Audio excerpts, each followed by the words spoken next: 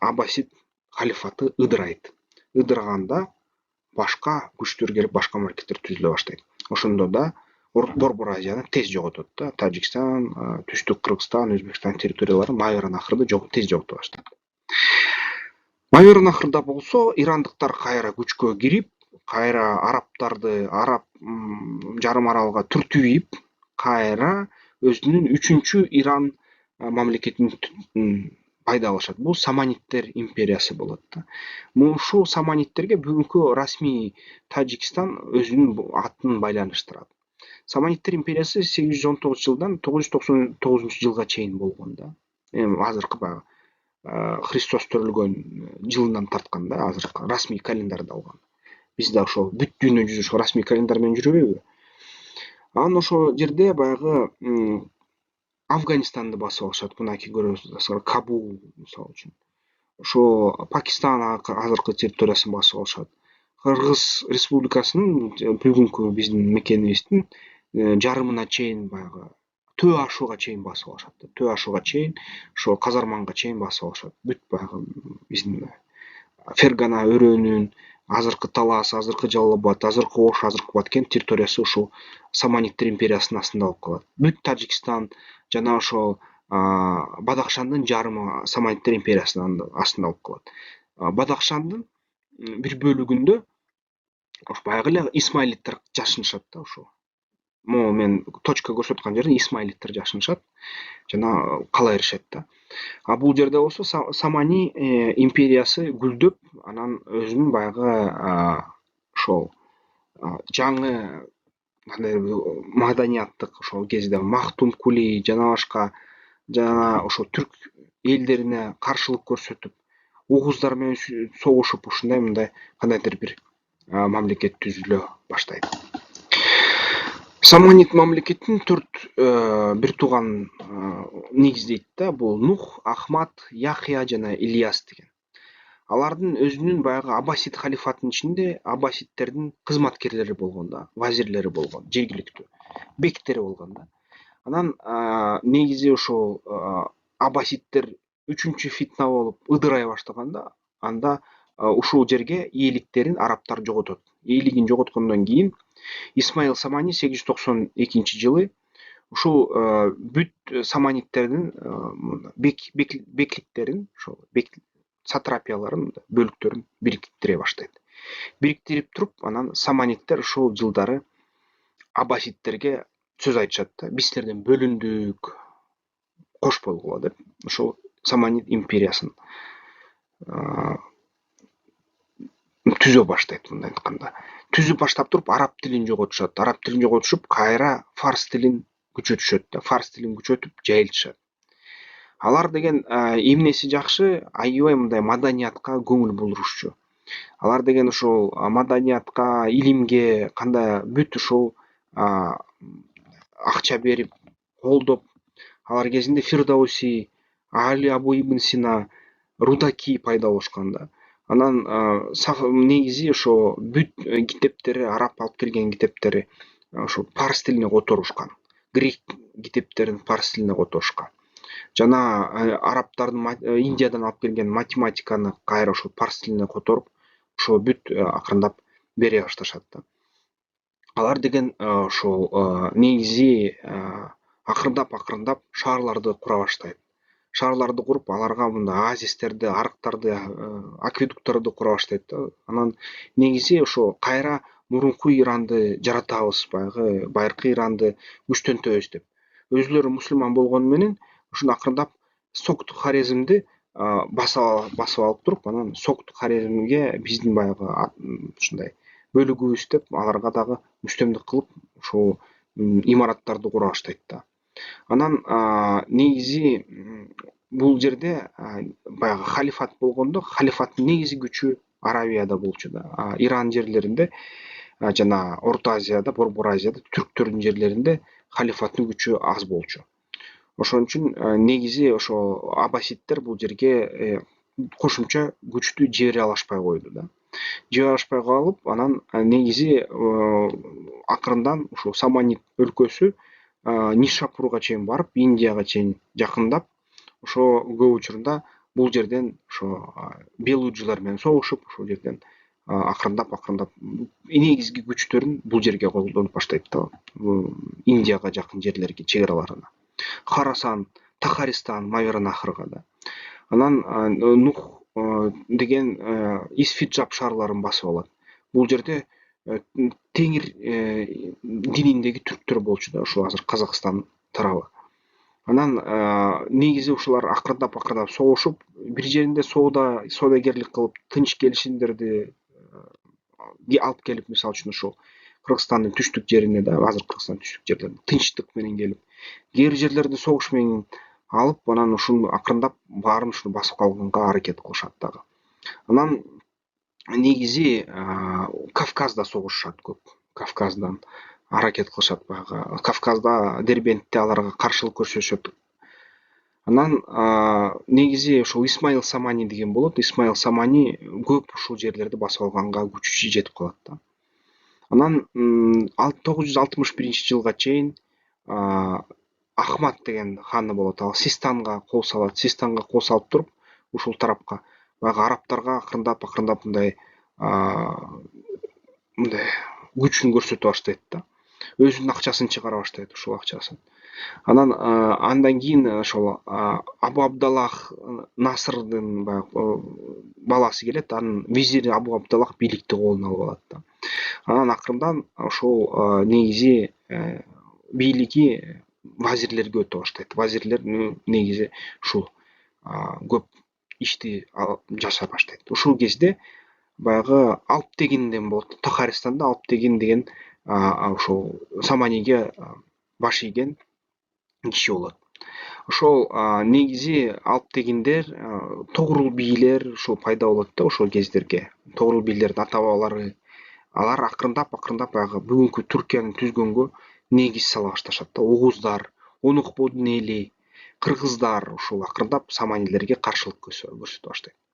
Анан каршылык көрсөтүп туруп, негизи баягы Саманиттер ушул жерлерди кайра жоготуп, анан кайра Исмаил Мунтасир келип, шах кайра ушул жерлерди басып алганга аракет кылат, бирок аракети натыйжа бербейт да.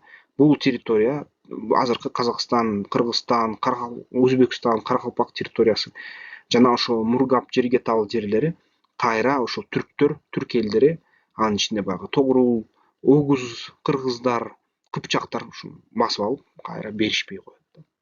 Беришпей ошол жер анан баягы түрктөшүп кетет катуу. Түрктөшүп, анан Исмаил Саманинин өлкөсү, Саманиттердин өлкөсү кичирейип, Ирандын чек арасына чейин барып калат. Түрктөшүп кетип, түрк тилдүү элдер ошо бул чек арага чейин, Кабулга чейин барып, ошол азыркы Өзбекстан территориясы, Бухара, Самарканд жана азыркы Тажикстан территориясын толук басып алат дагы. Ошол жерде баягы тынч эли калып калат, фарс тилдүү, согуш эли качат да. Ошентип анан Саманиттер өлкөсү дагы жоголот. Анан Гурит империясы пайда болот. Ошо 1148-жылы, 1215-жылы Иран Тажик өлкөсү. Гурит империясы, көрүп атасыңар, азыркы Тажикстан территориясын жоготот да көп учурунда. Бул жер азыр тогрул бий жүрөт, тогрул бийдин ата бабалары. Бул жерде баягы Оғуздар жүрөт да. Бул жерде кыргыздар жүрөт, Таншан кыргыздары келип калды ушул убакта. Бул жерде баягы Бадахшанда ошол уйгурлар жана кыргыздар жүрөт да. Ошо негизи эң алгачкы тажик деп аталып калган, алгачкы тажиктердин аты чыгып калган Гурит империясы пайда болот да.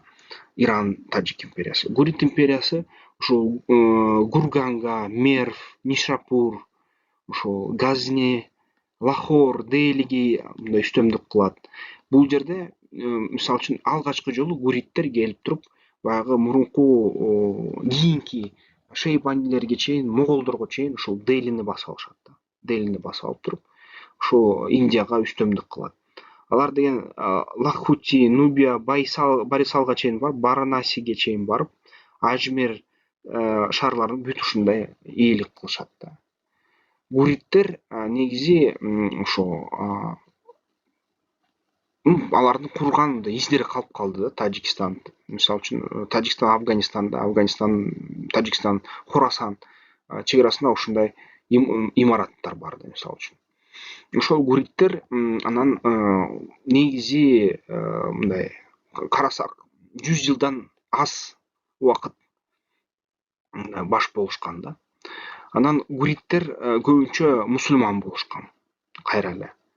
Анан алардын баягы келип аткан султанат Дели түзүп, баягы Делини басып алгандан кийин Пакистан элинин исламга өтүшүнү өбөлгө түзүп калышат да. Бул жерден анан ислам келип баштап, Индияда Индия жарым аралын жарымы хинду болот, баягы индуисттер жарымы ошол мусулмандар болуп башташат да. Ушундай заман келет. Анан негизи ошол Санаби, Газневи династияларын мындай афган, көбүнчө кандары афган болуп калат да, гуриттер. Анан бүгүнкү күнү айтылат эмеспи, тажиктердин саны 16-20 миллионго чейин Афганистанда жашайт деп. Дал ошол да. Алгачкы өзүн тажик деп атап баштаган элдер ошол Афганистанда болчу. Бул алардын негизи Хорасан, алардын ошо Газни, Гуристан алардын мекени болчу да. Анан алардын тили негизи кичине фарс тилинен айырмаланчу деп айтылат да. Айырмаланып туруп түрктөшкөн тил болчу дейт да. Көбүнчө түрк сөздөрү абдан көп болчу дейт ичинде. Ошондуктан баягы түрктөрдүн мындай кандайдыр каны бар болчу дейт да гуриттерде. Анан гуриттер аябай мындай күчтүү болуп атканда негизи ошол өзүнүн үстөмдүгүн көбүнчө Индияга жиберди дейт. Бүткөнгүнүн Индияга жиберди дейт. Анан негизи бул жерден акырындап Хорезм шахтар пайда болот да. Хорезмдер бул баягы түрк уруулары. Хорезм шах Текеш деген болот. Ошол Текеш хан акырындап ушул территорияларын ала баштап туруп, анан анын баласы Ала Аддин Мухаммед экинчи деген келип, акырындап гуриттер менен согушуп, бул жерлерди Мерв, Нишапур, ошол Маверанахрды колуна ала баштайт да. Ушинтип гурит династиясына акырына келет. Анан убактылуу убак ошол гурит династиясын Хорезм шахтар талкалап аткан кезде анан Курт династиясы Гератта пайда болот да. Булар деген үстөмдүктү карасаңар ошол Кабулда, Афганистанда, Балх, Герат, Хорасан, Нишапур, Мерв ушул жерлерге курттар баягы үстөмдүк кылат. Курттарды таза тажик династиясы деп атаса болот да. Ошондо байкасаңар, булардын мамлекети азыркы Тажикстан мамлекетине жетпеген болот да. Ошол мисалы үчүн бүгүнкү Тажикстанда тажиктердин саны аябай аз. Бул эл, бүгүнкү тажик эли, бул территорияда пайда болгон да. Нишапур, Мерв, Герат, Хорасан.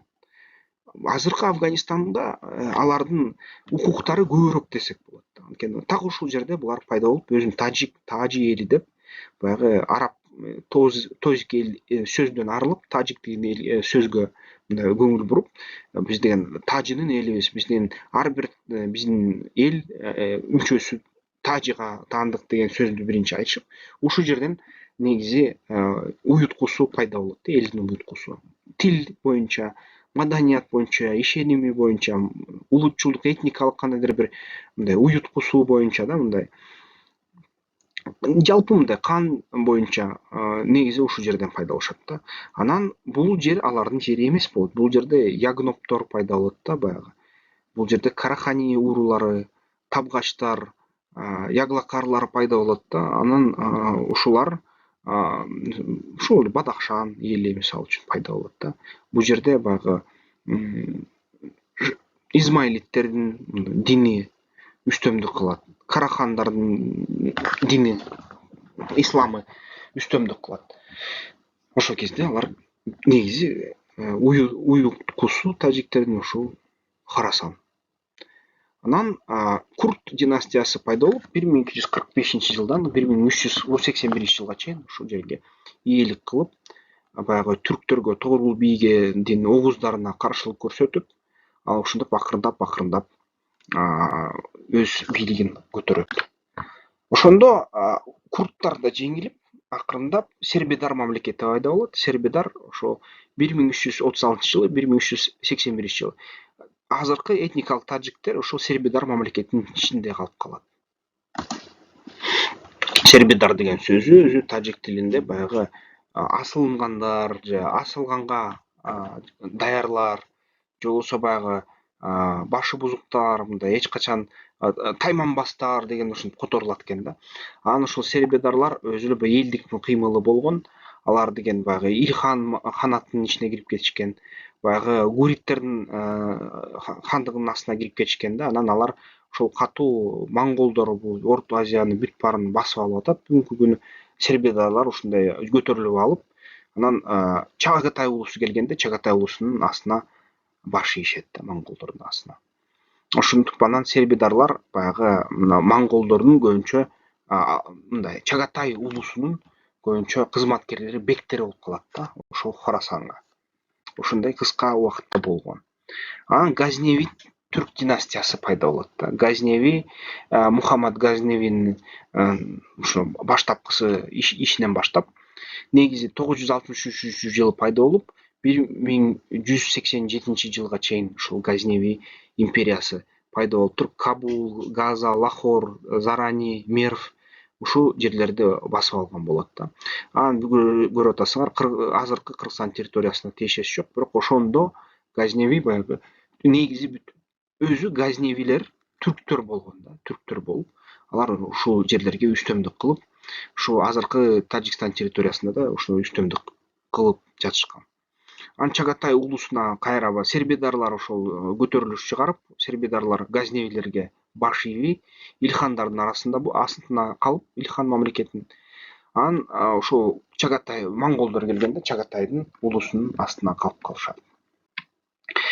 Ушул кездерде дагы баягы монголдор келгиче дагы бир мамлекет болгон. Бул деген Караханит түрк династиясы да. Онук будун эл, анан көк түрк элдер жана байыркы кыргыздардын ата бабалары, ошол Тяньшан кыргыздар келип ушул Караханит династиясын түзгөн. Бүгүнкү күнгө чейин Караханиттердин дагы баягы түпкү тамыры боюнча мындай талаш тартыштар, бүт элек талаш тартыштар болуп жатат. Бирок кантсе дагы Исмаил Кара Буграхан деп туруп келип туруп, ошо кара деген сөз эми ошол кезде баягы улук деген сөздү түшүнчү да, күчтүү деген сөздү түшүнчү. Ошон үчүн мисалы үчүн Карабак деп атпайбы Азербайжанда, ал деген өңү кара бак эмес, улуу бак же жайылган күчтүү бак мындай деген түшүнүктү түшүндүрөт да. Ошол Караханилер келип туруп, ушул баягы жерлерди басып алат да. Карлук, Тагбач жанакы уйгурлардын да, бүгүнкү Уйгуристан жана негизи ошол Төргөш жана кыргыздар менен биригип, ошол Караханиттер ушул жерлерди бириктиришет да. Караханиттер расмий түрдө исламды кабыл алып, кол астында жүргөн элдерди, кыргыздарды, ошол бүт баарын исламга алып келе башташат да. Алар деген имараттарды курушат. Эгерде Токмокко барсаңар, Бурана имараты турат да, Бурана мунарасы турат. Бурана мунарасы бул деген Караханиттердин мунарасы да. Бул жерде Хас Хаджип Жусуп Баласагун келип чыгат да. Жусуп Баласагун алгач анан негизи баягы Мажму ат-Таварихти түзгөн ошол Жусуп өзү негизи китептер жазып, ушул атайын Караханит өлкөсү үчүн. Ушул акырындап баягы түрк тилдерин Диван Лугат ат-Түрк китебин Махмуд Кажгари деген окумушту чыгып, Диван Лугат ат-Түрк дегенди жазып, акырындап ошо алар түрк тилин бекемдете башташат да. Анан ошол Хас Хаджиптер Карахани өлкөсүн жалпы ошо бүгүнкү Манас күмбөзү бар эмеспи, Кенезек хатун деп аталат. Ошол аларга таандык деп айтылат да, кээ бир булактарда. Караханиттердин күмбөзү, Кенезек хатундун күмбөзү да. Анан эми биздин баягы биз көз карандысызга жеткенде ошо Манас атанын күмбөзү деп жарыялап алганбыз да. Анан элдер айтышкан, ошол Кенезек хатун бул деген каймана ат менен коюшкан Манас атанын күмбөзүн талкалабаш үчүн депчи. Бирок Караханит кезинде ошол Кенизек хатын айтылат, бар болгон деп айтылат. Караханит кезинде баягы кыргыздар толугу менен исламга өтөт деп айтылат алгачкы жолу. Ушул жерде анда баягы могол кийинки Чагатай улусундагы пайда болгон моголдор пайда болот дейт да. Анан моголдор ошол негизи кыргыздар бүгүнкү биз кыргыздар ошол Ысык көл, Чанчан, Ала тоонун кыргыздары биз деген ошо мурунку моголбуз да, орто кылымдагы моголбуз мындай айтканда. Ошон үчүн бизди баягы парс тилдүү элдер силер монголсуңар дегенде туура эмес айтып атышат да. Биз монгол эмес, биз моголбуз. Монгол бул жаңы эл, бул деген Монголиядагы эл. Бул деген туңгус элдер да көбүнчө. А түрк тилдүү анык Чыңгыз хандын империясынын монголдору, татарлары ошол биз болуп чыгабыз да. Бирок баягы бүт Чыңгыз ханга, Жеңилгиз ханга баш ийген элдеринен арымаланып, көп учурунда кыргыздар эч качан ошол Чыңгыздарды, Чыңгыз тукумунан чыккан хандарга баш ийген эмес да кыргыздар. Ошондой кызыктуу нерсе. Ошондо азыркы Тажикстандын территориясы толук ушул карахандардын башкаруусу астында болуп калган да. Ошол Памир көрүп атасыздар, ошо Бадахшан, бүт ушул жерлер караханиттер жашаган да, түрк элдери жашаган. Анан кандайдыр бир кичинекей бөлүгү ошол иран тилинде сүйлөгөн элдер бар болчу да. Караханиттер Карабог графтыгын түзгөндөн кийин ушул жерден анык баягы Мавараннахрдын жаңы тарыхы башталат да. Анан негизи ошол караханиттер жаңы маданият, ислам маданиятын тарата башташат да. Бүгүнкү күнү мындайын айтканда, эгерде ошо Өзбекстан, Фергананын маданияты көп учурунда ушул караханит маданияты менен коюлуп кеткен. Мурун Хорезм болсо дагы анан кийин ошол караханит. Анан этникалык тараптан карасак, көбүнчөсү ошол түрк уруулары халатчылар да, түрк уруулары, карлуктар. Азыркы өзбөктөрдүн кыпчактар ошол караханитте отурат да. Анан кыргыздар негизи айтылып кетет. Ошол караханиттердин түзүмүндө ушундай болушат да элдер. Анан караханиттер ошол негизги Кашгарда көп издерди калтырган да. Кашгарда ошол караханиттердин мечети бар ушундай. Анан бүгүнкү ушул уйгурлардын бүгүнкү маданияты тал ошол караханиттерден да келип чыккан, исламы дагы караханиттерден келип чыккан. Ошол мындайын айтканда, Уйгуристан, ошол Ала тоо, Өзбекстан, Казакстандын, Каракалпакстан, Казакстандын кайсы бир бөлүгү ошол толук баягы түштүк тарабы да караханиттердин урпактары десе болот да. Анан караханиттердин негизи ичинде ыдыроо башталат. Бири-бири менен баягы биринчи караханиттердин хандардын баягы урпактар кайра бири-бири менен ынтымаксыз болуп, бийлик талашып, согуша башташканда, ошол кездерде Селжуки түрк династиясы пайда болот да.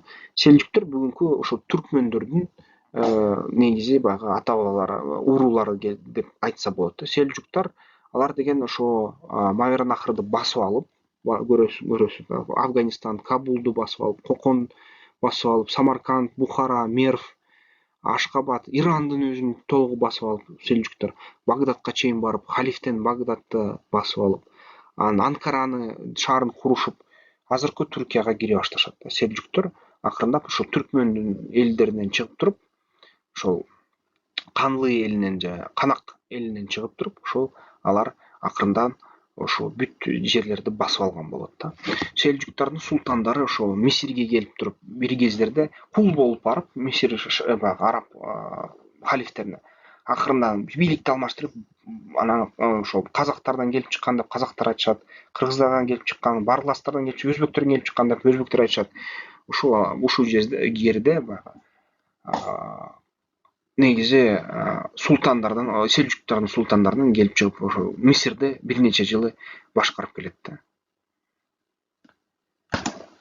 Селжуктардын династиясы караса, бүгүнкү түрктөр ушул кезден Карахандар, Тогурул бийден, Огуздардан, Селжуктардан келип чыккан түрктөр да бүгүнкү Түркия.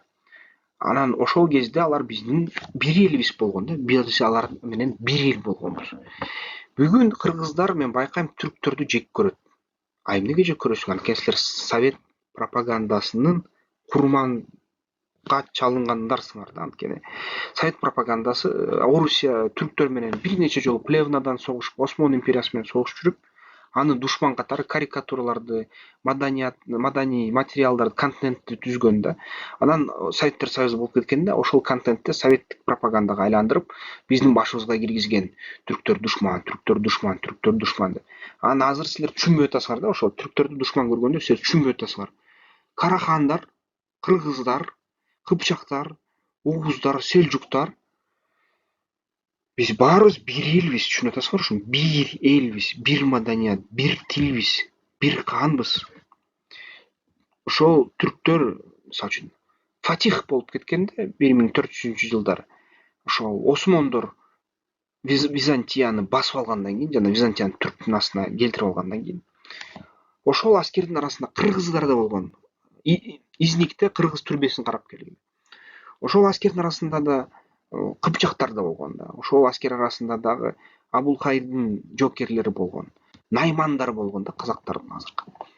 Ошол аскерлер Түркия, Византияны басып алган, Рум империясын, экинчи Рум империясын талкалаганда, басып алганда, биздин туугандар, бизбиз өзүбүз да. Бүгүнкү биз ошо бөлүнгөнүбүз, бүгүнкү ошо Кыргызстандан Түркияга чейин кандайдыр бир пуштундар, азыр тажиктер, ирандар бар болгону, арабтар бар болгону, бул деген тарыхтын баягы алмашуусу да. Бирок бир кездерде могу жашыл менен боелгон карта бул бир түрк элдер болгон.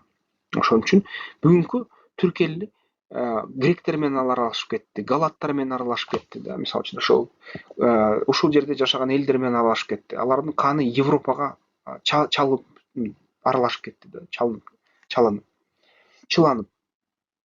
Бирок баары бир алардын негизи, алардын канын уюткусу кайра эле караханиттер, кайра эле селжуктар, кайра эле кыргыздар, кыпчактар да. Ошон үчүн түрктөр бүгүнкү күнү биздин эң жакынкы тууганыбыз, ушуну унутпагыла. Ошого таянып түрктөр бизге Америка тыюу салса дагы байрактарды, анкаларды, ак суңгурларды сатып жатат. Эртең кызыл алманы да сатышат, кизил алманы да сатышат бизге. Ошондуктан алар Туран долбоорун колдоп атышат. Алар билет биздин тараганын. А биз Советтер Союзунун пропагандасынын астына жанчылган байкуштар, биз ошону түшүнбөй атабыз да. Биз аларбыз, алар биз. Ушуну канча эрте түшүнсөк, ошончо күчтүү мамлекетти курганга күчүбүз жетет. Түшүнбөсөк, Кытайга жем болобузбу, Орусияга жем болобузбу, кимге жем болобуз? Азыр жакынкы тууган казактарга жем болуп атабыз, мисалы үчүн. Өзбектөр, түркмөндөр, кыргыздар, казактар, казактардын кескин бөлүгү, наймандары, төрөнүн сырткары жана ошо монголдорго жакын нойгуттардын ногойлор, мисалы үчүн, каракалпактар. Бул деген бир түрк эли. Ошо Караханит убагында, анан селжуктар убагында да түзүлгөн. Анан ошол негизи Мисирде ушул селжуктар Султан Бейбарс ээлик кылып калат да, мисалы үчүн. Султан Бейбарс түрк. Мисирде Бейбарсты мен ушул Мисирге бардык да үй бүлөбүз менен. Анан сурадык да гидтерденчи, Султан Бейбарс жөнүндө эмне айтасыңар десек, жек көрөсүңөрбү, баягы түрктөр бизди басып алды, үстөмдүк кылды десе, жок, Бейбарс менен сыймыктанабыз дейт. Түрк Бейбарс келгенде арабтар бизге аябай мындай оорчулук кылган дейт да, омияттар, абаситтер. Селжуктар келгенде Бейбарс аябай мындай биздин өлкөбүздү гүлдөттү, күчтөнттү. Бүгүнкү күнү дейт. Анан биз арабташып кеттик, биз араб тилин кабыл алдык, араб болдук дейт. Бирок Бейбарсты жакшы сөз менен эстейбиз дейт. Анткени Бейбарс учурунда көп инфраструктуралык долбоорлор, Суэц каналы, көп мындай бүгүнкү Мисирдин күчүн түзгөн нерселер жасалып кеткен дейт. Алтын убакыт болгон дейт. Анан азыр биз араббыз дейт баары Мисирлер, бирок Бейбарсты жакшы эстейбиз дейт. Ошондо селжуктар ошол араб халифатын басып алгандан кийин, ошондо гана биринчи жолу, алгачкы жолу түрктөрдүн баягы амбициясы пайда болгон да. Ислам дүйнөнүн арабтардын колунан жулуп алып, ислам дүйнөгө биз үстөмдүк кылабыз деген алгачкы жолу айтылган. Арабтардын халифаты, арабтардын исламы мындай айтканда, бул деген арабтардын улутчулдук исламы да. Бул деген биз радикалдуу түрдө баягы арабтардын мусулманчылыкка өтсөк, биз деген арабтардын кулу болуп калабыз да, мындай айтканда. Түрктөр ошондо селжуктар айткан, жок, биз деген селжуктар кул болгон арабтарга, ошол халифатка. Анан бийликте тартып алганда арабтардан кайра ушул жерлерди басып алганда кайра айтышкан, биз деген экинчи арабтарга кул болбойбуз. Биз деген мусулманбыз, бирок биз деген түрктөшкөн мусулманбыз. Биз түрк улутчул мусулманбыз. Биз деген арабтарга, ирандыктарга баш ийбейбиз. Биз деген өзүбүздүн мусулманчылыкты, түрк мусулманчылыгын жайылтабыз деп ошондо айтышкан болчу. Азыр бизде көп учурда баягы өтө арабташкан адамдар бар да. Силерге эстетип коеюн, түрк исламы бул деген түрккө укук берчү ислам. Араб исламы бул деген арабка укук берчү ислам. Арабташып кетсеңер, анда арабтардын исламынын астында болсоңор, анда кул болуп каласыңар да. Түрктөрдүн исламынын астында болсоңор, ээ болуп каласыңар да. Ушундай ойлонуп койгула да. Ошондой заман болгон. Ошондо кайра эле бул көрүп атасыңар. Бул Өсөккөл, бул Кыргызстан, бул болсо мисалы үчүн азыркы Мургап, бул азыркы Худжант, бул азыркы Өзбекстан. Ошол кезде түрктөрдүн астында болгон. Анан Хорезмшах династиясы пайда болот. Хорезмшах династиясы пайда болгондо азыркы Кыргызстандын территориясын, Караханиттер мамлекетин талкалап кара кидандар келет да. Кидандар, кара кытайлар. Ошол уруулардын аталышы боюнча, элдин аталышы боюнча биз кыргыздар кытайларды Кытай деп атап калдык. Кытайлар өзүн Ханзу, Хань деп аташат да. Кытайлар ошол кезде, мисалы үчүн монголдор кезинде Хан Сун деп аталып калышкан да. Ага чейин Тан деп аталышкан. Алардын эли, элдин аталышы улам-улам алмашып турган. Бирок кыдандар бул түрктөшкөн ушул элдер болгон да. Уйгурларга тиешеси бар. Мурунку байыркы түрктөргө тиешеси бар. Кара кытайлар, кыдандар, түрк эли келип туруп басып алып туруп, ушул Кыргызстанды басып алат, бул жерге келет. Кашгарды басып алат, Уйгурстанды басып алат, анан ошо азыркы Тажикстан территориясын кара кыдандар басып алат. Алар менен катуу согушкан ушул Хорезмшахтар баягы пайда болот да. Хорезмшахтар ошо Жалал ад-Дин экинчи, Мухаммад экинчи деген ошо хан пайда болуп, мындай хорезмдердин исламга өтүп, ал деген ошо Майырнахрды басканга аракет кылып туруп, Майырнахрды басып алат.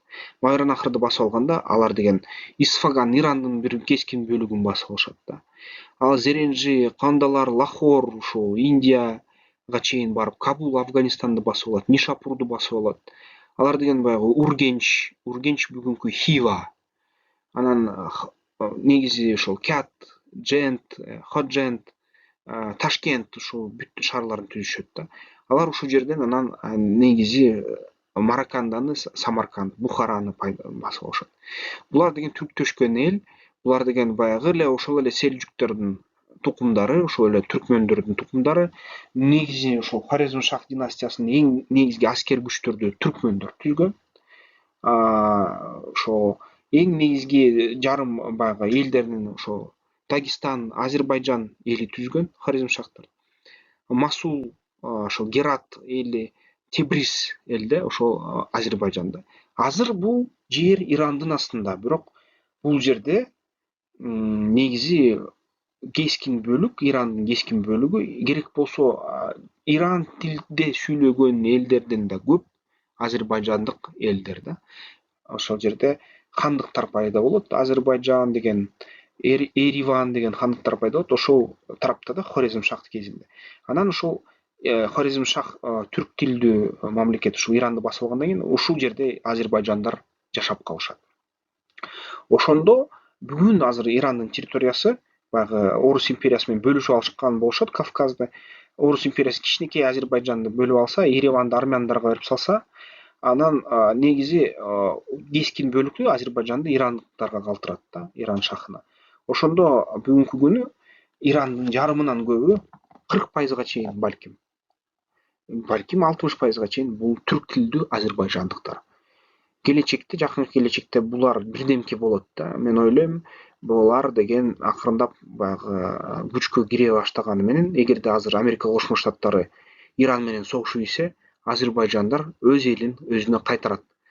Баягы Донецк, Луганск кылгандай орустар, азербайжандар кирип эле түрктөр менен кошо. Ошол Герат, Тебриз, Мосул Азербайжан түрктөргө айтышат, силер деген келгиле референдум кылгыла деп, Азербайжанга кошуласыз деп. Анан бул чоң Азербайжан өлкөсү болуп кетиши ыктымал. Ушундай азыр нерселер даярдалып жатат да. Ошон үчүн Америка Кошмо Штаты эгерде Иранга согуш ачса, эң биринчи ким утат? Түркия утат, Азербайжан утат. Анан таң калбагыла, биз утабыз да. Бул Туранга дагы бир чоң кадам. Ушундай. Анан ошол Хорезм шахтар бир начар жери болгон. Хорезм шахтар жибек жолун басып алган. Жибек жолун басып алып туруп, Кытайдан ошо Европага кеткен товарларды кайра акчасын ээ боло башташкан. Гүлдөп баштаган, байып баштаган. Ошол баягы аябай кыйын өзүн сезе баштаганда укмуш мамлекет болгон. Анан кара Кытайларды жеңишкен Хорезм шахтар. Кара Кытайларды жеңип туруп, алардын жерлерин басып алган. Кара Кытайлар ушул жерде болгон да, азыркы Тажикстан территориясында. Булар деген кара Кытайларды басып алып, ушул жерде өзүнө киргизишкен. Чаншан кыргыздарга жете албай калышкан. Чаншан кыргыздар туруштук берген Хорезм шахтарга. Тоолордон токтотуп койгон да. Анан тоолордон эмиге чейин Төө Ашууга чейин өтүп, Төө Ашуудан Чаншан кыргыздарга күчү алы жетпей калган. Төө Ашуудан өтпөй калып калышкан болчу. Чаншан кыргыздар өз ордунда калышкан. Ошондо бирок Бадахшанды, Мургапты, Жергеталды басып алышкан Хорезм шахтар. Анан ушу басып алгандан кийин баягы Хорезм шахтардын кишилери Туркан хатында бийликке келет. Хорезм шах Мухаммеддин эмеси, энеси. Ошондо Хорезм шахтардын өлкөсүндө бүт бийлик ошол Туркан хатынын колунда болуп калат. Теркен хатын деп аталат, мисалы үчүн кээ бир булактарда. Теркен хатын деп аталат.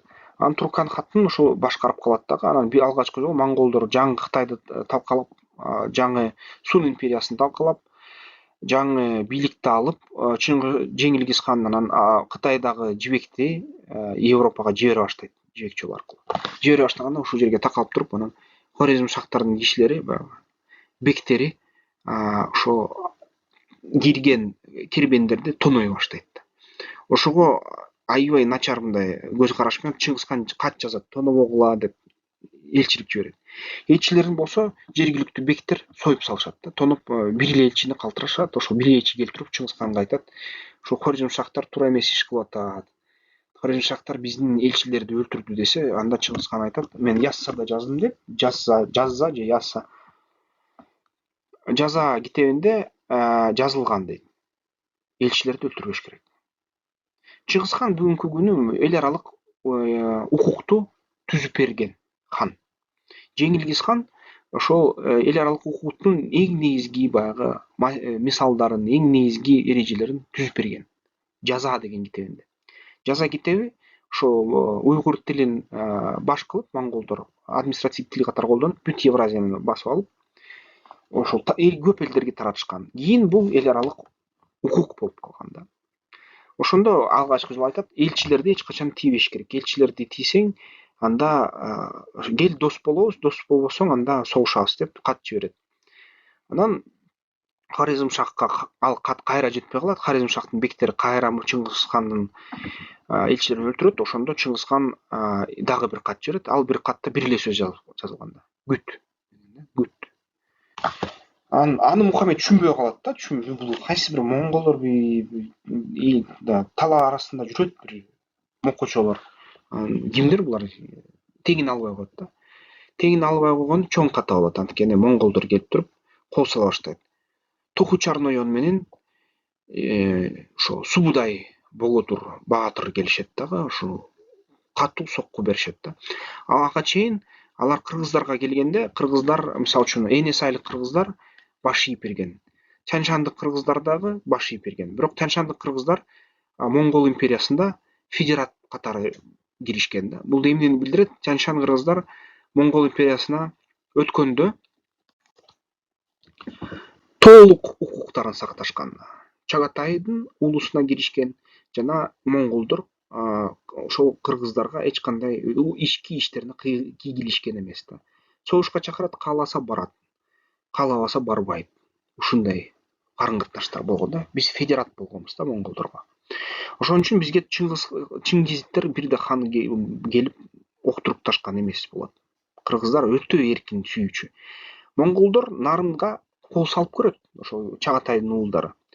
Анан наран деген бул монгол сөзү да, сулуу дегенди билдирет.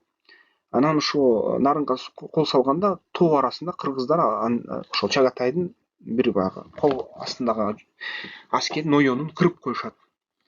Кырып коюп, анан кайра койгула силер менен согушпайлы, бул тоолорго кирбейли, терең. Кааласаңар согуштарга катышкыла, Жеңилгиз хандын армиясы менен, кааласаңар отургула тоолоруңарда деген келишим айтышат да. Чагатай улуска кыргыздар мейли биз эми баягы кээде катышып туралы деп катыша башташат. Чаңшан кыргыздары ошо монголдордун жолтурулуктарына. Ошентип Чаңшан кыргыздары алгачкы жолу баягы Субудай Багатур менен Токучар Ноёндун аскери кол астында ушул Хорезмге кол салат да кошо. Кол салып туруп, ушул аябай жаман кырышат да, ушул Хорезмшахтардын мамлекетин. Бул монголдор менен кошо кирип Могул деп аталып, баягы Ургенч шаарын талкалашат да, таза Ташкент шаарын таза талкалашат. Бул жерде көп баягы кушандардан калган, эфталиттерден калган, тохарлардан калган аябай көп ирригациялык каналдар болгон, Амудария бурулган, кериздер болгон, ошонун баарын талкалашат монголдор. Талкалап туруп кырышат. Абескун аралы деп, Абескун деңизи деп ушул Каспий аталчу Хорезмшах Мухаммед качып жүрүп, ушул жерде баягы өлүп тынат да, Каспийдин бир аралында. Ошол арал табылды жакында. Ал аралда ошол Хорезмшахтын издери табылды. Археологдор тапты. Баягы монголдор боюнча Хаджы Рахим жазган, Хаджы Рахим өзү баягы ушул Мавернахрдан болот. Ал жазган китептери баягы ар бир баягы Чыңгыз хан жасаган иштер боюнча жазгандары бүгүнкү күнү ошол тастыкталып атат да, мисалы үчүн. Анан ошол Каспийде өлгөндөн кийин Жалал ад-Дин болот да. Жалал ад-Дин качып туруп, ошо монголдордон Афганистанга келип туруп, Кабулга келип туруп, ушул жерден чоң күч топтоп туруп, дагы ошол Субудай Багатурга ошо каршылык көрсөтөт да. Каршылык көрсөтүп туруп, ошо качып туруп, Кавказга качып туруп, анан баягы Орусия тарапка качат. Ошол негизи бүт жерди монголдор басып алат. Басып алганда Субудай Багатур ошол Жалал ад-Дин Хорезмшах Мухаммедтин уулу Жалал ад-Динди кубалайбыз, табабыз деп ушул Субудай менен Жебе экөө 3 түмөндү алып алып, кээ бир булактарга 300 миң деп айтат, кээ бир булактарга 30 миң деп айтат. Азыр тастыкталган маалыматтар боюнча 30 миң кишини алып, анын ичинде кыргыздар да жүргөн. Анан баягы Калкага чейин баягы жортуул жасашат дагы, Евразиянын орустардын территориясына алгачкы жолу кирет. Кавказдан өтүп, Кыпчактардын артынан кубалап тиги Венгрияга чейин барып, ушундай жортуул жасап келишет да, кайтарышат. Анан бул болсо баягы уулумдун уулусу деп туруп, анан баягы Чыңгыз хандын улусуна, жоочу улусуна киргизип таштайт да Чыңгыз хан. Ушул жоочу буун жерлер, Субудай менен Жебе көргөн жерлер сенин улусуң деп берет. Кыргызстан болсо Чагатай улусуна кирип кете берет да. Чагатай улусуна кирип туруп, монгол бийлигинин астында кыргыздар ошол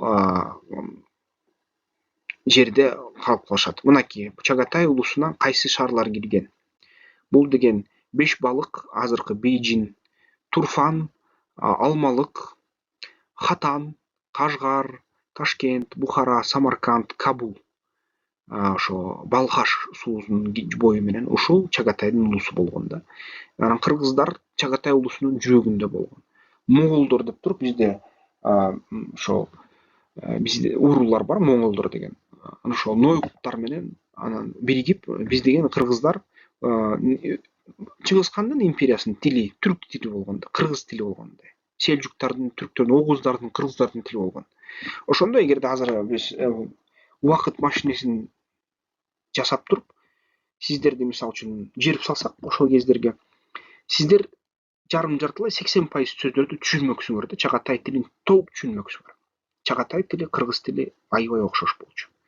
кээ бир сөздү баягы түштүк тарабында, Ташкент тарабында йоттошуп кеткен болчу, жумшарып. Негизи силер түшүнмөксүңөр да. Кыргыздар, азыркы биздин кыргыздарыбыз толук түшүнмөк. Негизи баягы түштүктөгү кыргыздар жеңил түшүнмөк да. 90% сөздөр окшош болчу Чагатай улусунда. Ошол Чагатай улусунда жашап, анан көрүп атасыңар. Азыркы Тажикстан Чагатай улусунун астында болчу да. Ошондо түрктөшкөн бадакшандыктар түрктөшүп кеткен толугу менен. Бул жерде дагы мындай нерсе бар да. Бул жерде измаилиттер аябай катуу баягы Ирандын ичине кирип алып, Аламуттун ичине кирип алып, жана ошол Бадакшанын ичине кирип алып, аябай монголдорго, Европага бүт баарына Хасан ибн Сабах деген келип алып туруп, биз деген баягы ушундай, биз мен деген жашыруун машаяхмын деп, жашыруун махдимин деп туруп, ушул негизи Исмаилит кыймылын бекемдейт. Исмаилит кыймылы дүйнөгө белгилүү болгон массалык маданиятка кирип кеткен ассасин Гашишин деген түшүнүктү пайда кылат. Ассасиндер бул эң мыкты орто кылымдагы киши өлтүргүчтөр деп эсептелет. Баштапкы орто кылымдагы киши өлтүргүчтөр. Алар деген баягы мындай дейт да, уламыш айтат. Аббас карыя жаш балдарды баягы курдтардан, ошо пуштундардан жаш балдарды терип алып дейт, аларды алып келип дейт, мындай атайын уктатып алып, ошо толук гашиш баягы баңгизат менен мээсин оодарып, уктатып, анан баңгизаттан баш тараганда эменин ичинде болуп калат дейт да, бир сонун кооз жерлердин ичинде болуп калат, ичинде сулуу кыздар, ичинде жер жемиштер, ошо бүт эмне кааласа баары жакшы да, бейиште өзүнчө. Анан бейиштин ичинде жаш бала тамагын жеп, таттуу тамактарды жеп, таттуу баягы сөздөрдү угуп, кыздар биз гурьябыз, биз деген аркы дүйнөнүн кыздарыбыз деп, сулуу кыздар аны куурчап, анан сен деген Хасан ибн Сабахтын айткан ар бир сөзүн аткарсаң, анан түзмө түз кайра бизге келесиң, бизге гурьяларга келесиң, өлүмдөн коркпо деп айтып койчу да. Анан кайра ошо баягы тамак ашынасына баңгизаттарды кошуп койчу. Баңгизаттарды жытып алып бала кайра уктап калчу. Анан кайра ойгонсо, мен бейиштемин деп жыргап койгонсо, караса тегереги кайра эчтеке да. Кайра эле баягы жакырлык. Анан Хасан ибн Сабахты издеп баштайт да ал бала. Табат. Хасан ибн Сабах айтат: "Мен сага буйрук берем" дейт. Конрад Монсерратский деген европалык король бар дейт. Ошого барасың. Европанын тилин окуйсуң дейт. Алардын тилин окуйсуң. Анын эң жакшы жоокери болосуң. Анан 20 жыл ага кызмат кыласың. 40 жыл кыласың, билбейм дейт да. 10 жыл кыласың. Анын ичине эмне киресиң? Анан мен деген сага кабар жиберген да, кабарым деген бычак болот дейт. Мен сага атайын киши менен бычак жиберем. Ошол бычакты колуңа түшкөндөн кийин өзүңдүн ошол Конрад Монсерратскийди соесуң деп буйрук берет. Анан Конрад Монсерратскийге Хасан ибн Сабах 10 жылдан кийин кат жазат да. Конрад баягы Иерусалимди басып алганда, баягы крестовый походдор, крестовый жортуулдар башталат халифатка. Анан араб жерлерине, халифаттын жерлерине, ошондо Конрад мисалы үчүн бийликке келгенде, анан ага Хасан ибн Сабах жазат да, кет ал жерден деп, кетпесең өлөсүң деп. Анан айтат: Хасан ибн Сабах ким бул вообще? Эмне деген киши? Жоголсунчу деп коет да. Эртеси күнү баягы ошол анын эң жакын жоокери бир малда туруп алып союп салат да. Керек болсо баягы султан бийбарстын кишилерин союп салган, халифтерди союп салышкан, ушундай да ассасиндер. Анан эң жакын бир нече жыл текшерилген адамдар бир эле баягы Хасандын бир эле катын алып эле бир заматта өзүнүн баягы ээлерин союп салган, ушундай нерселер болгон. Андан коркуп бүт баягы Европа дүйнөсү, королдор, халифтер, султандар бүт ушул Хасан ибн Сабахтан коркуп башташкан. Коркуп туруп, анан аларга ошо акча жибере башташкан да. Хасан ибн Сабах байып кеткен аябай. Байып туруп, аябай баягы бүт Европа дүйнөсүн, ислам дүйнөсүн титиреткен. Бирок монголдорду эске албай калыптыр да. Анан Арик буга келет да, монголдордун ошол Чагатайдын буйругу менен келип туруп, анан Кит буга, арик бугалар ошо аламуттарды, арик буга жок кылып туруп, исмаилиттерди чачыратып салат. Исмаилиттердин калдыктары ошол Европага качат. Европага качып туруп, ошол Франциянын жээгинде жайгашат. Дагы бир бөлүгү Бадахшанга качат. Азыркы Мургаб Жергеталда, Бадахшанда Измаилиттер жайгашкан. Анан кийин Исмаил Карим Агахан 4-чү баягы Советтер Союзу урагандан кийин келип бул жерге баягы бул деген Исмаил Хасанин Сабахтын урпактарынан болуп калат да, баягы Исмаилиттердин урпактары болуп калат. Бул деген негизи айтылат да, Карим Агахандар бул деген жашыруун магдилер деп айтылат да. Бир күн келет, ал бул толук дүйнөнү басып алат, толук дүйнөгө ээлик кылат. Мухаммад пайгамбардын түзмө-түз тукуму деп айтылат да. Мухаммад пайгамбардын тукумдары албетте Арабияда бар, анан ошол Исмаилиттер да өзүн ушинтип эсептейт. Анан Исмаилиттер баягы бизде Агахан фондун түзүшөт, анан бизде баягы билесиңер, Хорок жана Бадахшанда университет түзүшөт, ошо баягы Теккелиде Казакстанда университет түзүшөт, анан бизде Нарында университет түзүшөт. Ушул 4 жерде түзгөн университеттерде Измаилиттер жашайт да. Измаилиттер ошо жашыруун Махдинин кандайдыр бир ошо ишеним кишилери, мурунку ассасиндер да. Азыр ассасин болбой калдыбы билбейм. Бирок ошондой болот. Монголдор болсо ошол ассасиндер коркута баштаганда, биз Чыңгызханды союп салабыз, тигини союп салабыз дегенде, ошол Чагатайды союп салабыз дегенде, Кит Арык буга келип туруп, Арык бугу десе болобу, же Арык бука десе болобу кыргызчасын. Келип туруп ошол Измаилиттер чачыратып салат да. Ошондой болот. Анан Чагатай империясы өзү дагы ыдырай баштайт. Ыдыраганын себеби эмнеде? Чингизиттер бир нече бала төрөп алып, ал балдар бири-бири менен согушуп, ал балдар бийлик талашып, ушундай согуштарды башташат. Ошондо бийлик илхандарга өтө баштайт. Анан илхандардын эң улугу эмирлерге өтө баштайт да. Эң улуг эмир бул Темирлан болот. Ушул Темирлан бүгүнкү күнү Орусиянын пайда болушуна жооптуу. Ушул Темирлан бүгүнкү күнү Евразияны Орусияга берип салууга жооптуу. Темирлан деген ошо илханат түзүп туруп, ошол илханат деп эмирлик түзүп туруп, бир баягы Чингизитти колуна алып алып, мен деген өзүм барлас урустан, мен жөн эле бекилер бегимин, вазирмин, эмирмин. А сен болсо нак Чыңгызытсың деп, ошол Чагатай улусунун атынан ошол Чингизитти сарайга отургузуп алып, сарайдан ошол бийлик анын атынан, бирок факт боюнча өзү бийликти аткара баштайт дагы. Барып туруп барластарды бириктирип, наймандарды бириктирип, кыпчактарды бириктирип, кыргыздарды бириктирип, ошол бүт Орто Азияны басып алат дагы. Мынакей Темирландын империясы ушундай болгон да. Бул деген Кыргызстан, бизде Санташ деген жер бар, Каркыра жанында. Ошол жерге барсаңар, эки килейген таштар жыйылган да. Бул деген Кытайга жортул жасаардын астында Темирландын армиясы ушул жерге таштарды таштаган. Мындай болчу да, таштарды таштап туруп, анан Темирлан согушка барчу, согуштан анан канча киши тирүү калса, ошолор келип кайра ташты алып туруп четке ыргытчу. Калып калган таштар бул өлүп калган желдеттердин саны болчу да. Анан ошон үчүн Санташты эки чоң мындай таштардын жыйыны турат, демек ошончо Темирландын аскери өлгөн болчу. Ошондуктан бул эстеликте Санташ деп аталып калган Кыргызстанда, Каркыра жакта. Ошондой Санташтар ушул территорияда абдан көп. Анткени Темирлан аябай көп согушчу. Анын армиясында көбүнчө азыркы өзбектөр, азыркы ошол кыргыздар, биздин Фергананын жашоочулары көп болчу да. Анан пуштундар да аралашып кетчү, түркмөндөр да аралашып кетчү. Анан негизи Темирлан ушул Токтамышты жок кылды, Баязитти жок кылды. Эгерде Баязитти жок кылбаса, ошо Кавказдын баарын түрктөр басып алмак. Баязитти жок кылганда түрктөр ушундай кичине алсыз болуп калды да. Анан ошол жерде баягы эң биринчи ошол Эртугрул, Осмон бейлер пайда болот да. Осмон бейлер пайда болуп туруп, анан Осмон империясын кура баштайт Темирландан кийин.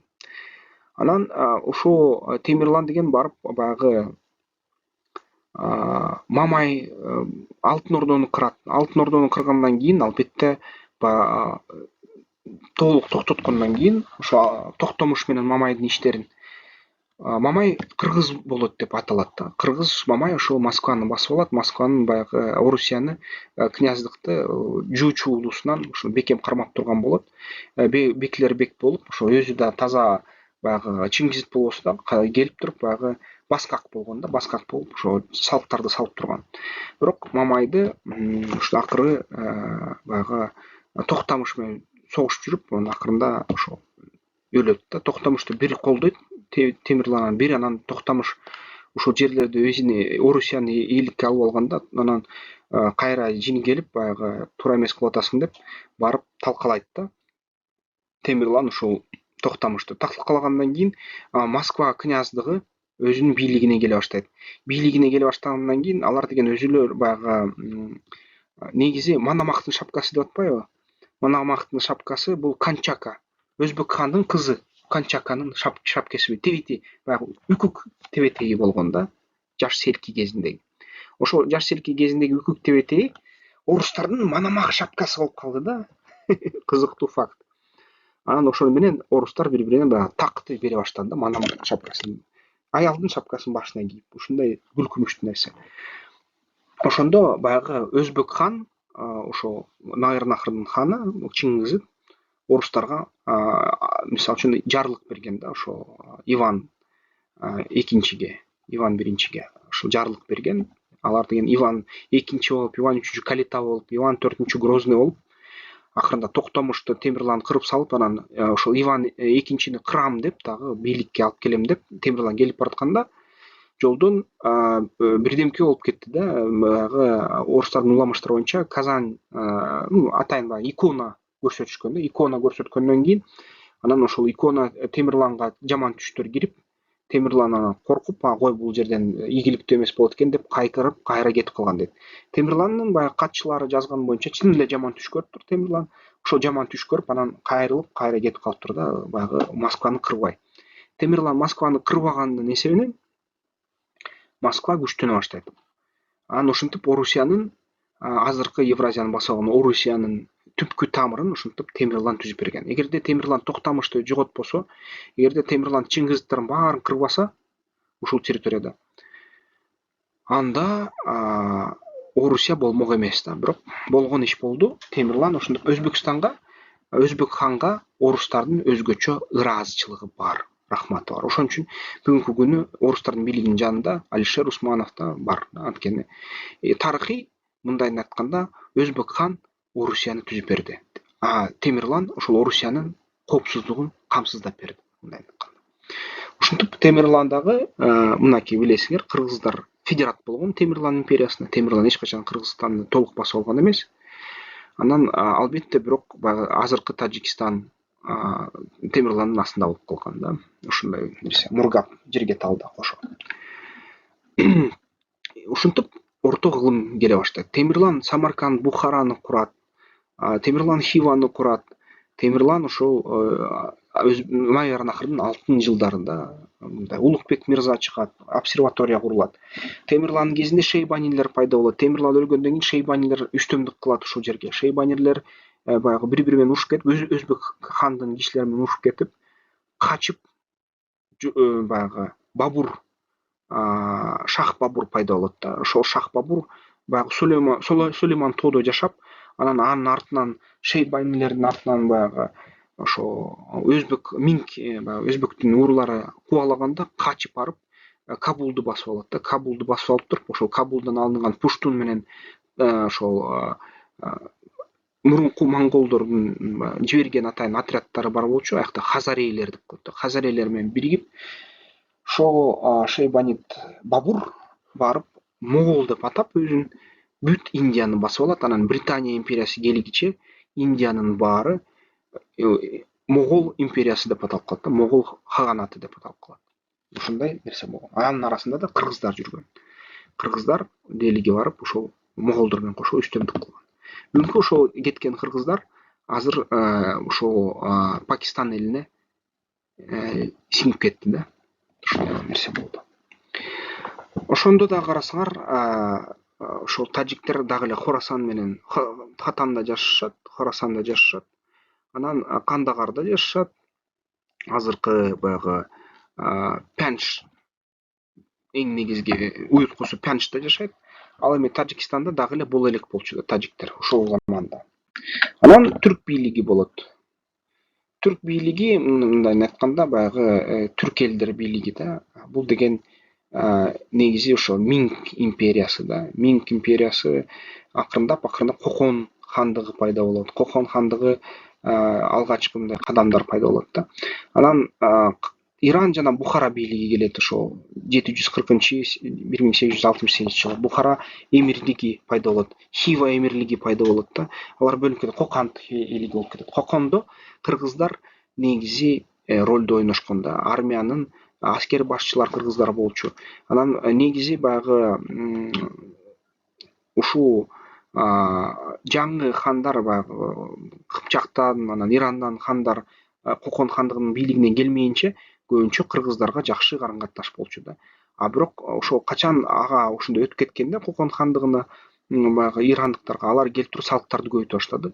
Салыктарды көбөйтө баштап, анан кыргыздар ага козголоң болуп, Жантай, Тайлак Атантай ошол бийлер согуша баштайт да Кокон хандыгы менен. Ошол кезде ушундай баягы жунгарлар кыргыздарга кол салат бир четинен. Казактар кол сала берет, баягы нарын согушу болуп, Абылай хан келип, Абулхайыр хандан бөлүнүп казактар пайда болуп, ошол Абылай хан бир нече жолу кол салат да кыргыздарга. Кыргыздар кол сала баштайт казактарга, анан ушинтип эле бияк кайнап эле бири-бири менен согушуп эле ушундай нерсе боло берет да. Анан Бухара бийлигинде ошол Алим эмир ошо Бухараны карайт. Бухара бийлигинин астына мындайынан айтканда караганда ошол акырындап баягы Тажикстанда, Афганистанда ошо Хиндукуш тарап, Амудария тарап ушундай карамагына өтүп кетип турат да Бухара кээ учурунда. Анан Россия империясы келип туруп ошол Какантты басып алат, Какантты жок кылат, акырынан Бухараны да жок кылат, акырынан ошо Хиваны да жок кылат, акырындап ушул түркмөндөрдү элинин жарымынан көбүн кырат, кыргыздарды дагы басып алат. Алгачкы баягы түндүк кыргыздар өзү өтүп кетсе, түштүк кыргыздар Кокон хандыгы менен кошо ошо туруштук берет. Курманжандатканын тарыхы бул жерде. Дагы эле ушул убакта эгерде байкасаңар, мынакей азыркы Тажикстандын территориясы. Тажиктер аз да, Тажикстандын ичинде тажиктер аз. Пишпек курушат, Верный курушат, ушул Кытайдын кайсы бир бөлүгүн басып алышат орустар. Скобелев бүт ошо Кокон хандыгын кыргандан кийин баягы Алайга келип туруп алат, Скобелев шаарын курат. Ушундай Афганистандын четине келет. Бул жерде болсо Афганистанда Британия империясы келет. Британия империясы Индияны басып алат, Афганистанды акырындап басканга аракет кылат. Анан ошо чоң оюн башталат да, Большая игра деген. Ушул жерде деле азыр тажиктер жок да бул территорияда. 1873-1917 жылга чейин. Россия империясы кургандан кийин эң биринчи большевиктер ушул тарапты Туркестан деп атагандан кийин бул Туркестан болуп калат да. Восточный Туркестан, Западный Туркестан болуп калат. Ушул жерден анан орустар баягы арганда Казакстанды басып алат.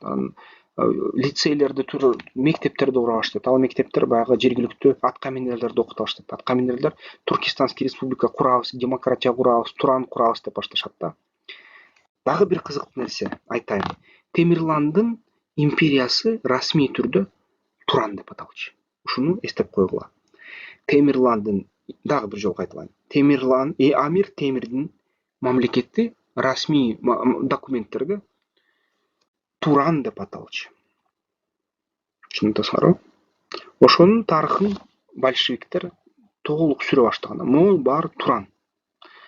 Ошондо баягы 17-жылы большевиктер революция куруп ийгенде, алар ушул жерлерди бөлө баштаганда, алар алгачкы жолу ошо негизи Афганистанда тажиктер көп жашаса, тажиктердин кескин бөлүгү Самарканд, Бухарада жашачу. Алар ушул Самарканд, Бухарадан азыркы тажиктерди Дүшөмбүгө көчүрө башташат да. Ошондой нерсе башталат. Бул жерде анан Бадакшанда тажиктер жок болот, таза тажиктер жок. Бүгүнкү күнү алар тажик деп аталат, бирок Бадакшан эли бөлөк эл да. Бул жерде ягноптор бар, мургаптар бар, хороктор бар. Алар ар бирөөсү өзүн бөлөк эл деп эсептейт. Ленинабадтар бар, Кулябтар бар. Анан Ленинабад, Куляб негизи ошо аларды Советтер Союзу расмий түрдө күчкө салдырып тажик деп ататып салган дагы. Тажиктерди көчүргөн. Кийин Афганистанга басып келгенде дагы бир нече Карасан тажиктерин да көчүргөнгө аракет кылган да, инкорпорация кылганга аракет кылган. Ошол Совет бийлигинин ою ушундай болчу. Афганистанды басып алса, ошол чоң Тажикстанды түзмөк да, ошол эме менен кошо. Тажик АССР менен кошо. Ошон үчүн ошол максат менен Тажик АССР курулган болчу. Баягы Афганистандын Хорасан менен Пянчты басып алуу, Бамиянды басып алуу, бириктирүү да Советтер Союзуна ушун чоң Тажикстан өлкөсүн кылуу.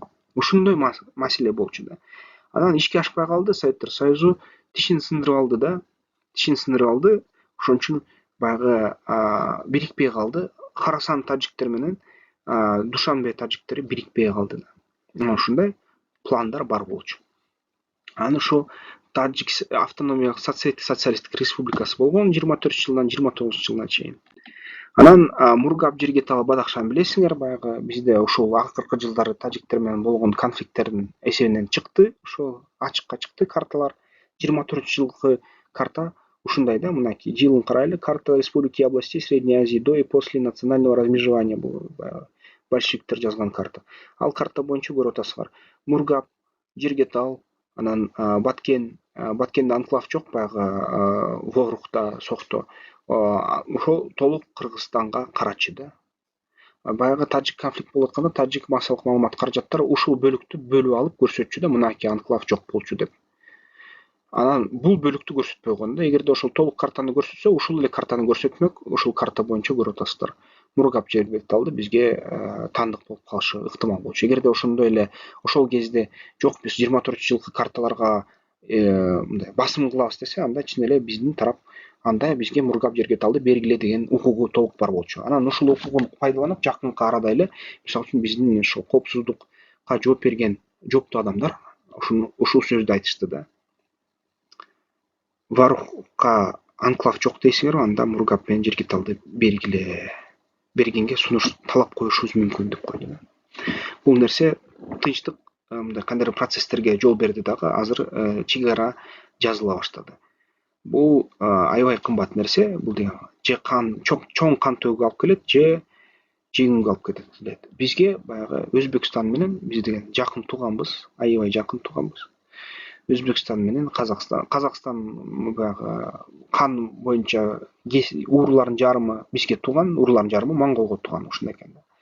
Казакстан менен баары бир тууганбыз, түркмөндөр менен аябай бир тууганбыз. Эгерде ушул өлкөлөр Түркия менен, Азербайжан менен жакшы карым-катнашта болсо, анда бул нерсе акырына бара-бара Туранга алып келет да, кайра Туранды түзүүгө жардам берет. Мына ошондо 24 жылы ошентип тажиктерди баягы Афганистанды басып алып, Афганистандагы Хорасан менен Пянчты Тажикстанга кошобуз деп Советтер бийлиги ошо Тажикстанды түзүп туруп, анан мисалы үчүн 24-25 картасы боюнча ушундай болгон да. Кара-Киргизская автономная область болгон, ичке. Казакская ССР болгон. 25 жылга чейин Киргизская ССР деп аталган бүт Казакстан. Каракалпакская автономная область болгон, анан Узбекская ССР аябай кичинекей кылып койгон мындай. Анан Таджикская ССР деп бөлүп койгон да. Анан Таджикская ССРге эгерде байкасаңар, баягы Бухара, Хива, Түркмөнстан менен Өзбекстандын ортосунда болуп калган чек аралык шаарлар болуп калмак болчу да.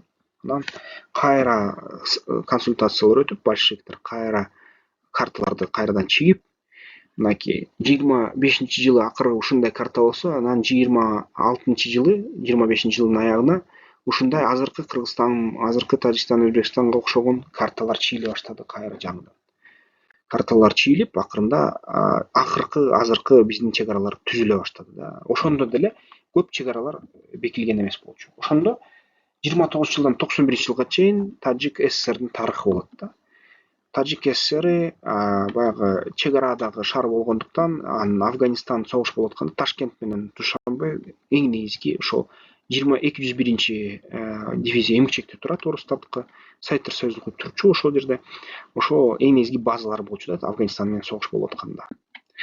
Анан көз карансыз Тажикстан 91-жылы башталат. эми ал тарыхты мен айтпай эле коеюн, баарыңар сону билесиңер. Массалык маалымат каражаттарда толтура маалымат орусчада, кыргызчада. Ошо сайт бийлиги толугу менен сайт бийлигинин түрү сакталган. Ошол жерде анан баягы Ленинабад менен Кулактын ортосунда согуш болуп кеткен, жарандык согуш 94-жылы. 94-жылы жаман согуш болуп бири бирин өлтүрүшкөн, баягы кырышкан. Андан сырткары Афганистан тарабынан өзбектин генералдары кээ бир маалыматтар боюнча Абдурашид Дустум өзбектин армиясынын коштоосу менен кирип туруп ошо территорияларды алганга аракет кылган дейт.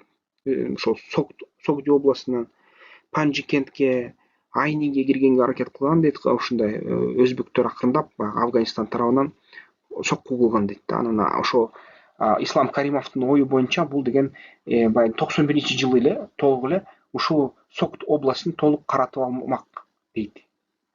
Бирок эмне мешать этти? Орусия мешать этти. Ельцинге кайрылып атып, баягы Ельцин түзмө-түз кийилишип, кийин Путин келип, Путин кийилишип, ошо Ислам Каримовдун амбициясын аткарганга жол бербей койду да. Ислам Каримов аларга баш ийди. Ислам Каримовдун идеясы боюнча Согд область, ошол Көнибодом, Заравшан, ушул территориялар толугу менен Өзбекстанга өтүп кетмек. Пенш тарабы менен дагы. Анан ошол дагы азыр кандай болуп атат да ситуация. Азыр ошо 94-жылы билесиңер Аскар Акаев баш болуп, баягы Орусия күчкө салып атып, баягы Сангак Сафаров, ошол Эмомали Рахмон жыйнап туруп, алардын тынчтык келишим Бишкек протоколу түзүлгөн. Карабах жана Афганистан согуштары ушинтип Бишкек тынчтык келишими боюнча бүтүрүшкөн болчу да. Анан ошентип бүтүрүп туруп Бишкекте тынчтык, бизде Кыргызстанда келишим бүтүп, толук мандат ошо бийликке орус бийлиги Эмомали Рахмонго берет. Ошондо баягы бүгүнкү күнү билесиздер, эмгичекте бийлик Эмомали Рахмондун жана үй бүлөсүнүн колунда. Бадахшанда болсо баягы Измаилиттер отурат. Измаилиттер отургандан Бадахшандыктар баш ийбей коет. Алар шииттер. Тажикстан негизи сунниттер, Бадахшан шииттер. Анан Бадахшанда азыр эмгичекте тынч эмес да. Улам бирдемке болуп эле, ыдырап эле, баягы согуш, оппозиция чыгып эле, митинг жасап эле, митингчилерди кармап, митингчилер Орусияга качат. Ал жактан ФСБ аларды кармап туруп кайра Тажикстанга жиберет, түрмөгө отургузат. Анан Тажикстанда оппозициялык журналисттер бар, Додожон Атабулла деген азаттыктын журналисти. Алар бирдемке деп жазат, азаттык баягы Озутлик деп, баягы анан Озоди, радио Озоди деп ушул Тажикстандын азаттык бөлмөсү бар. Ошол каршы постоянно материалдар чыгара беришет. Активисттер бар дүйнө жүзү боюнча. Анан мисалы үчүн Турцияда дагы баягы Тажикстанга оппозициялык мындай күчтөр бар да. Ошол Түркияга качып, ошол жерде жүрүшөт. Ушундай саясат болуп атат. Бул аркылуу жибек жолунун кескин бөлүгү да Тажикстандагы, Афганистандагы. Ошон үчүн бул жерден товарлар кечке өтөт Кытайдан. Билесиңер, баягы Кытай карызга берип атып, Рагун ГЭСин курууга. Акырында ошол төлөй албай Бадахшанын бир бөлүгүн Кытайга берип салат да, арендаға. Азыр көп жылга берип салган болот Бадахшанын кескин бөлүгүн. Ошол жерде азыр кытайлык армия турат. Мисалы үчүн Тажикстандын бир кичинекей бөлүгүн кытайлар тиштеп алды. Эгерде биз кытайларга карызды төлөсөк, бизде да ошондой болушу ыктымал да. Бирок бул жерден дагы бир түрткү, ошол Бадахшанын бир кескин бөлүгүн кытайларга берип салуу түрткү, бул деген Бадахшанын баш ийбегендиги да. Бадахшанын баш ийбей мындай коопсуздукка, оппозиция, коопсуздукка, тынчсыздыкка өбүргө түзгөнүнүн эсебинен ошол Тажикстандын расмий бийлиги аны мындай ооздуктаганга аракетте, Кытайдын армиясынын жардамы менен ооздуктап атат. Ушундай. Бүгүнкү күнү бизде ошол процесстер жүрүп атат, келишимдер түзүлүп атат, тынчтык жолу менен акырындап чек араны макулдашуу долбоору кичинекей болсо да жылыш болуп, согуштан кийин болуп атат. Биздин мамлекет баары бир күчтү көбөйтүп атат. Биздин баягы дрондордун паркы көбөйүп атат, аскерлердин маянасы кескин көбөйдү. Биз деген аябай баягы баткендик ошо окуялардан кийин, акыркы ошо 21-жылы, 22-жылдан болгон окуялардан кийин биздин элибиз толук мобилизацияланган. Биз деген аябай мындай азыр зарядталганбыз да баарыбыз. биздин мамлекеттин коопсуздугу үчүн туруп беребиз, мындай керек болсо согушабыз деген настроение аябай катуу да. Бизде атайын патриоттук аскердик клубдар пайда болуп атат. Ошол менен бирге Тажикстанда дагы ошондой процесстер жүрүп атат. Анын ичинде Сокто областында жаңы идеологдор пайда болду. Алар улуу эрон түзөбүз, Самани өлкөсүн кайра калыбына келтиребиз деген ушундай сөздөрдү айтып атат.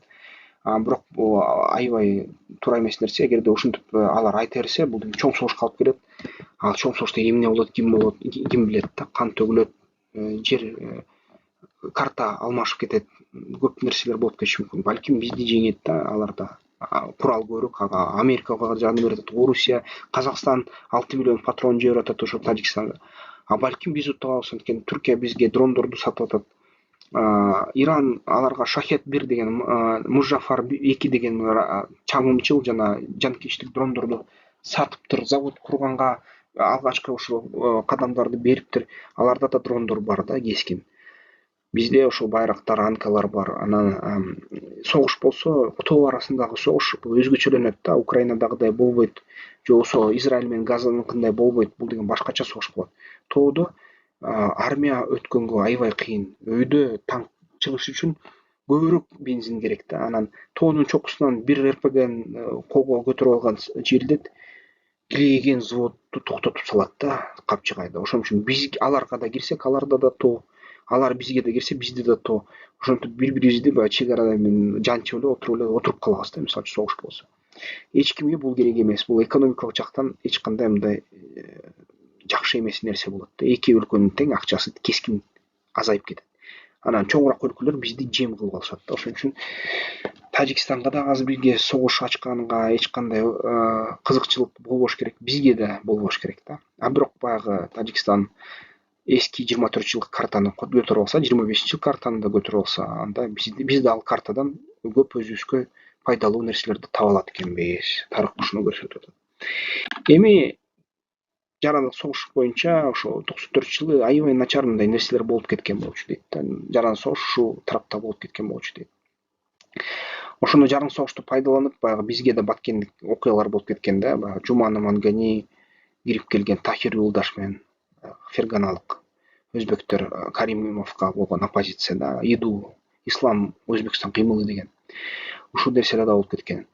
Бул жерде баягы мен тажиктер менен окугам, кошо РУДНде Москвада аны общежитиеде отуруп алып, аларды сурасам, айтышкан да, бизде ушундай имамдар чыгып атат, ошол имамдардын баарын тыйып атат дейт мамлекет. Анан айтышкан, аябай жаман болгон дейт жарандык согушта, аябай жаман бири-бирин өлтүргөн, былчылдаткан, баягы эң баягы талла командирлер жакшы көргөн нерсе дейт. Бул деген акырынан зымдалып алып туруп, мисалы үчүн туткунга мурдуна киргизчи дейт, мээсине чейин сайып салчу дейт, зымдын крючок кылып туруп, мээсине сайып туруп, анан сыйрышчы дейт, мээсин.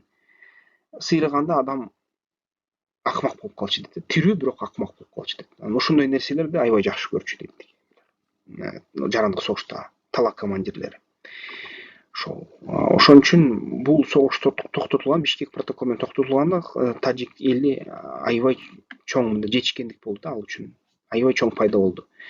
Ал пайдага Кыргызстан дагы өзүнүн кичинекей болсо дагы салымын кошту да, бирок ошол салымын бааласа дагы болот эле туугандар. Ошон жарандык согушу токтоду анда. Ошону эстеп коюп турса, кыргыз эли негизи айкөл эл да. Казактарды баягы ашарчылыктан сактап 100 миң, 200 миң казакка чейин сактап берген. Тажиктерди да жарандык согушта сактап берген да. Бизге жооп, ал нерселер кайтарымдуу болбой атат. Көрсө бул дүйнөдө биз деген злой болушубуз керек экен да. Злой болсок бизди көбүрөөк сыйлайт, жакшы көрүшөт. Добрый болуп баарына жакшылык кылып атабыз. Кайра ошонун үстүнө түкүрүп койгондор да аз эмес болуп атат. Азыркы тажиктер этникалык курамын карасаңар, эң көп тажиктер деп жазылыптыр 82%, өзбектөр аябай көп 16%, 15%. Анан лакайлар бул өзбектөр да 0,83%. Коңмураттар бул деген хазарейлер, бул деген кыргыздар да, казак кыргыздарга таандык, өзбектөргө да таандык 0,25%. Дүрмөндөр түрк эли, катагандар түрк эли, биздин эл, барластар биздин эл, казак кыргыз эмеге өзбеккө таандык эл. Юздар бул биздин эл, түрктөр, өзбектөргө Кесамир, Семиз, Кыргыз, ошол бүт биздин эл. Баарын чогултса бир дагы бир 5-6% да калкынын. Андан кыргыздар ушул 1%га чейин барат дейт. Орустар 1%га чейин барат. Түркмөндөр 0,33%, татарлар жана башка. Мындап санаганда 102ден ашык этникалык топ жашайт да Тажикстанда. Ошо келечекте эмне болот? Эми эгерде тажиктер Иран менен биригишсе, ошол Афганистанды кандайдыр бир басып алса талиптерди, булар Сомони анан Пан-Иран түзөбүз дейт да. Пан-Иран түзүшсө, булардын Пакистан жарымын басып алгысы бар, пуштундарды, Афганистанды басып алгысы бар, Кытайдын баягы Кызыл Суу жерин басып алгысы бар, Кыргызстандын те баткен Нарынга чейин, ошол Таласка чейин жерин басып алгысы бар, бүт Өзбекстанды басып алгысы бар, Түркмөнстанды басып алгысы, Азербайжанды басып алгысы, Арменияны басып алгысы бар. Бүгүнкү күнү Ирандын күчү зор болсо дагы, Тажикстандын күчү жана Харасан тажиктердин күчү анчалык зор эмес. Ошон үчүн Пан-Иран азыр боло албайт. Андан сырткары Америка Кошмо Штаттары ошол Израилге болушуп Иранга согуш ачса, анда такыр Пан-Иран долбоору ишке ашпай калат. Андан сырткары тескерисинче Пан-Туран долбоору ишке ашып калат. Азербайжандар могул Ирандын кусогун жеп алышат. Бул жерде 40% эли Ирандыкы, бул азербайжандык түрктөр, өгүздөр. Түрктөр да мындан айтканда. Түркия момундай кылып калат да. Түркмөнстан өзүнүкүн бербейт, Өзбекстан өзүнүкүн бербейт, Кыргызстан өзүнүкүн бербейт. Кыргызстан Мургап менен Жиргеталды басып алышы ыктымал да.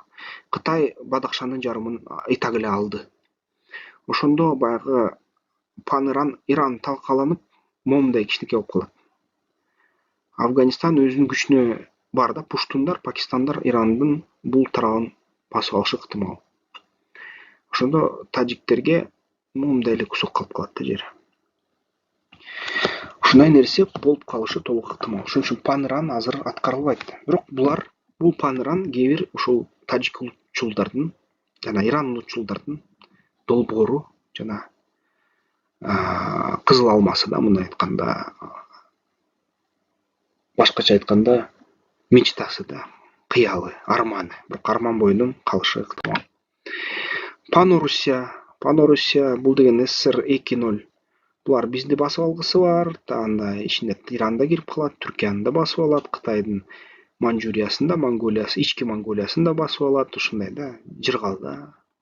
Бул келечек болуп аткарылбайт го дейм азыр. Бирок нефть кымбат болуп тура берсе, потенциал дагы эле бар да ушунун.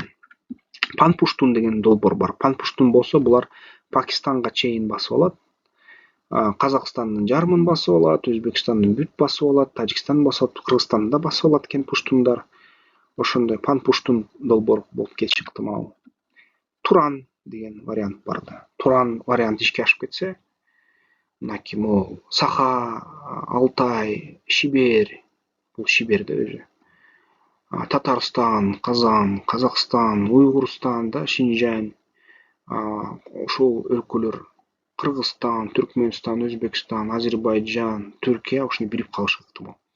Андан сырткары Кыргызстан Туран долбоорунун ичинде Нургап Жиргеталды алып алат.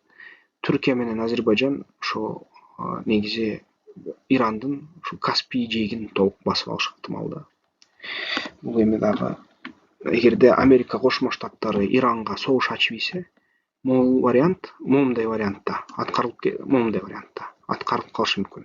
Эгерде Америка Кошмо Штаттары Кытай менен согушуп ийсе, Кытайды жеңсе, анда бул толук Туран планы аткарылып келиши ыктымал да. Бүгүнкү күнү Израилге болушуп Америка Кошмо Штаттары ошо Перс булуңунун ичине кирип келишти. Түркия ислам динин колдосо дагы Азербайжан менен Түркия курдтарды жана ошо Ирандагы азербайжандарды басып алууга жана Азербайжанга кошууга пландарым бар.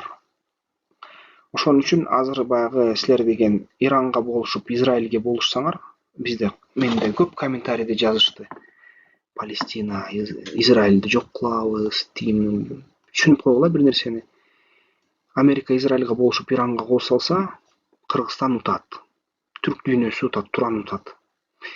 Эгерде Иранга кол салбай койсо, Иран аябай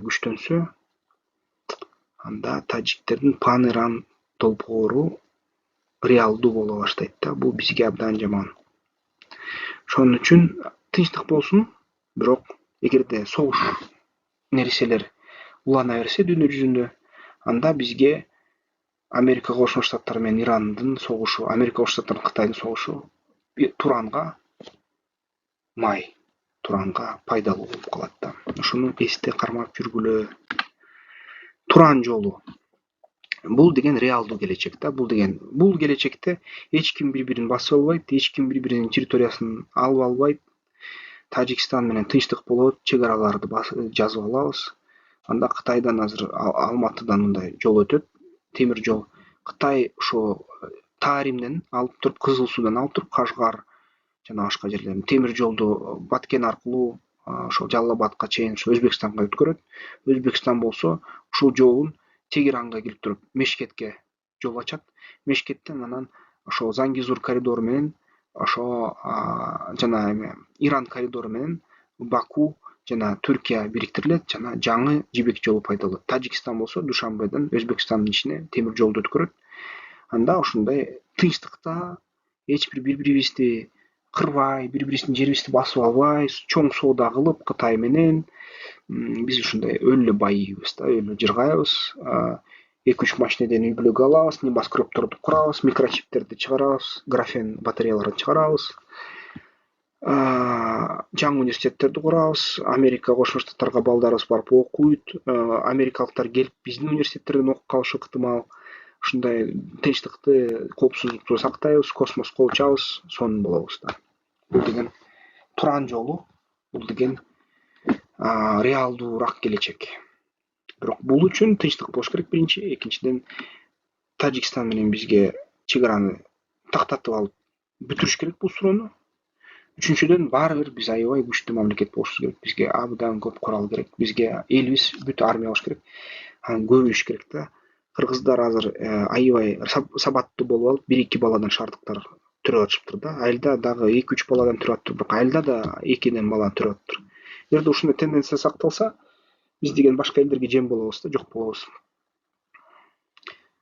Экономикалык шартты оңдоп, 5 баладан, 7 баладан төрөшүбүз керек да, жашашыбыз керек. Көбөйүшүбүз керек. Балдарыбыздын баарын жогорку нанотехнология, жогорку космология, биоинженерия, робототехника университеттеринен жеңишибиз керек, окушубуз керек. Аябай күчтүү болушубуз керек.